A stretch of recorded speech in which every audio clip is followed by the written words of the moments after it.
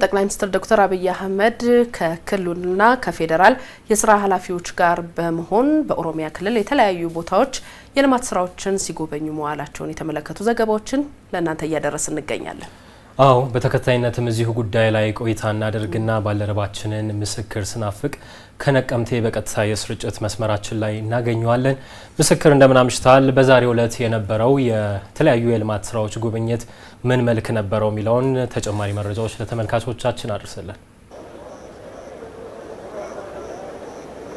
አመሰግናለሁ። እንደምን አምሽታችኋል? እናንተም ይህ የኢፌዴሪ ጠቅላይ ሚኒስትር ዶክተር አብይ አህመድ የሶስቱ የተለያዩ ወለጋዎች ውስጥ ያደረጉት ያለው የልማት እንቅስቃሴ ጉብኝት በዛሬው ዕለት ከማለዳው አንስቶ ነው የተጀመረው። በቄለም ወለጋ የመጀመሪያው ጉብኝታቸውን ነበር ያደረጉት። ከዚያ ደግሞ በምዕራብ ወለጋ አሁን ደግሞ ምሽቱን ከ11 ሰዓት አካባቢ ጀምሮ ደግሞ በምስራቅ ወለጋ ነቀምት ከተማ ውስጥ የተለያዩ የልማት ስራዎችን እንቅስቃሴዎችን እየጎበኙ ይገኛሉ። ይህ አካባቢ በኢትዮጵያ ውስጥ በጣም በታሪክም ጉልህ የሆነ አስተዋጽኦ ያበረከተ አካባቢ ነው። ይሄንን የአካባቢውን የተፈጥሮን ጨምሮ የተለያዩ ጸጋዎች ደግሞ አውጥቶ ለኢትዮጵያ አቅም መጠቀም የሚያስችል ስራዎችን ለማከናወን ባለፉት ዓመታት በጣም ከፍተኛ ጥረት ሲደረግ እንደነበር ይታወሳል።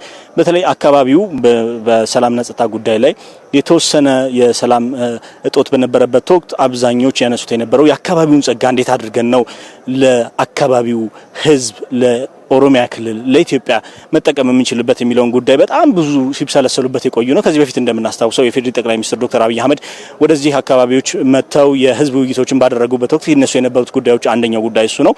በተለይም ደግሞ የሰላምን በተመለከተ ልማትን በተመለከተ በጣም ከፍተኛ ፍላጎት ያለው አቅሙ ብቻ ሳይሆን ፍላጎትም ያለው አካባቢ ነው። ስለዚህ ይሄንን ማድረግ የምንችልበት እድል የትኛው ነው በሚል በተደጋጋሚ ውይይቶች ሲደረጉ ነበሩ። አሁን የሰላሙ ሁኔታ ወደ እነዚህ አካባቢዎች እየተመለሱ ባለበት ወቅት የልማት እንቅስቃሴዎች በስፋት እየተከናወኑ ነው የሚገኙት። የፌዴራል ጠቅላይ ሚኒስትር ዶክተር አብይ አህመድ በተለይ በኢትዮጵያ ኢኮኖሚ ውስጥ ዋና ከሚባሉ ዘርፎች መካከል የግብርናውን ብንመለከተው ይህ አካባቢ በቆሎን ጨምሮ የተለያዩ ሰብሎችን በማምረት የአትክልትና ፍራፍሬ ምርቶች ውስጥ በጣም በከፍተኛ ደረጃ የሚጠቀስ ነው። የማንጎ ምርቱ በጣም የሚጠቀስ ተጠቃሽ የሆነ አካባቢ ነው። ሌሎችም የአትክልትና ፍራፍሬ ምርቶችን በስፋት የሚመረቱበት አካባቢ ነው። አፈሩ ለምነቱ በተደጋግሞ በተለያዩ አጋጣሚዎች የተነሳበት ነው። የውሃ አቅሙ በጣም ተደጋግሞ የሚጠቀስ ነውና ከዚህ ጋር ተያይዞ በተለይ የግብርናውን ዘርፍ በተመለከተ ብዙ ስራዎችን መስራት የሚችል አካባቢ ነው። ለሱ የሚያስችሉትን አቅሞች የማውጣት ስራዎች እየተከናወኑ ነው። ይሄንን በተመለከተም የጠቅላይ ሚኒስትሩ የዛሬ ጉብኝት ከዚህ ጋር በተያያዘ በተለይም ደግሞ በሌማት ትሩፋት በአትክልትና ፍራፍሬ ዘርፍ ያለውን እምርታ ተዘዋውሮ የተመለከቱበት ነው። የአካባቢው ነዋሪ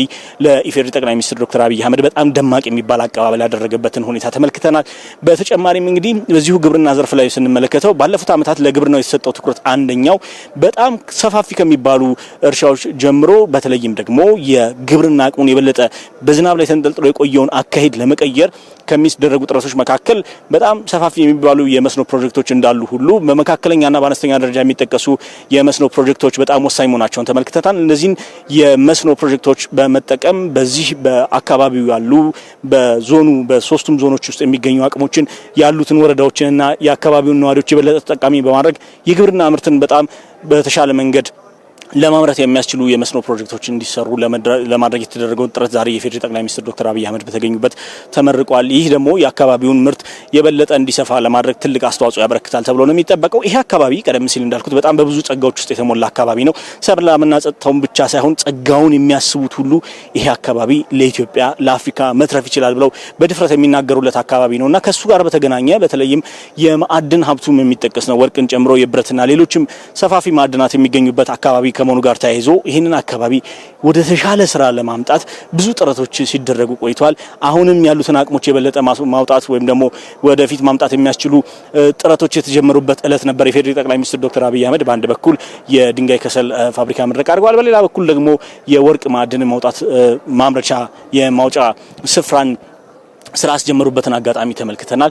እነዚህ ነገሮች ሲደማመሩ አካባቢውን የበለጠ ተጠቃሚ ለማድረግ የሚያስችሉ ናቸው። በገጠር በግብርናው በተለያዩ ዘርፎች እየተሰሩ ካሉ ስራዎች በተጨማሪ ወደዚህ ወደ ነቀምቴ ከተማ ስንመጣ ደግሞ ነቀምቴ ከተማ በታሪኳ በጣም የምትጠቀስ የምትታወቅ ከተማ ናት። ይሄንን ታሪኳን ዝናዋን ወደ ኋላ የነበራትን ነገር ወደፊት ማራመድ የሚያስችል ስራ መስራት ያስፈልግ ነበር። የነቀምቴ ከተማ ከዚህ በፊት በተለያዩ አጋጣሚዎች የሚያውቁት እንግዲህ ዛሬ የምንመለከተው መልክ ከኔ ጀርባ እንኳን እንደምንመለከተው የኮሪደር ልማት በሌሎች አካባቢዎች እንደተሰራ ሁሉ በጣም በሚገርም ፍጥነትና ውበት ተሰርቶበት የተመለከትንበት ነው። ይሄ ሰላም ወዳድ ለሆነው ህዝብ፣ ይሄ ፍቅር ለሆነው ህዝብ በጣም የሚገባው እንደሆነ የኢፌዴሪ ጠቅላይ ሚኒስትር ዶክተር አብይ አህመድ ባስተላለፉት መልእክታቸው ላይ አንስተዋል።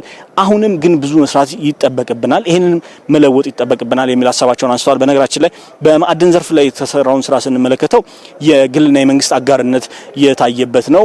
በሀገር በቀል ኢኮኖሚ ውስጥ የግሉ ዘርፍ በኢኮኖሚ ውስጥ ያለውን ድርሻ የበለጠ እያጠናከረ እንዳለበት ተደጋግሞ ተነስቷል። ለዚህ ደግሞ የግልና የመንግስት አጋርነት ወሳኝነት አለው። መንግስት ያለውን ሪሶርስ ያቀርባል፣ ይከታተላል፣ ይደግፋል።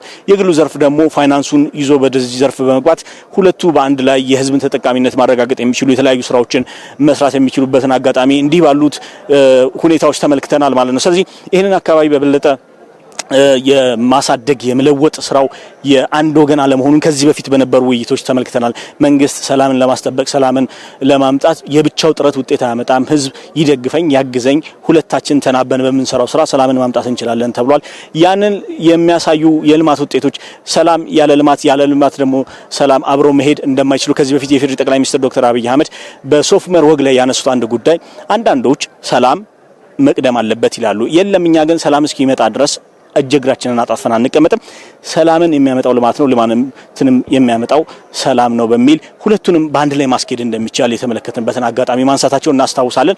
ከዚህ ጋር በተያያዘ ደግሞ ህዝቡ አሁን የጀመረውን ልማት አሁን ያየውን የብርሃን ወገግታውን በበለጠ መጠቀም መቻል አለበት። ይህንን ለማድረግ ደግሞ መንግስት ያለ ረፍት፣ የመንግስት የስራ ኃላፊዎች ያለ ረፍት፣ ህዝቡ ያለ ረፍት ይሰራል። ይህንን ለማረጋገጥ እኛ ቁርጠኛ ነን የሚል ሀሳባቸውን ያነሱበት ነው። በጣም ብዙ ስፍራዎችን የኢፌዴሪ ጠቅላይ ሚኒስትር ዶክተር አብይ አህመድ የልማት እንቅስቃሴዎችን እየዞሩ እየተመለከቱ ነው የሚገኙት። በእኔ በኩል ያሉት መረጃዎች ይመስላሉ። ምስክር ለዘገባው እናመሰግናለን።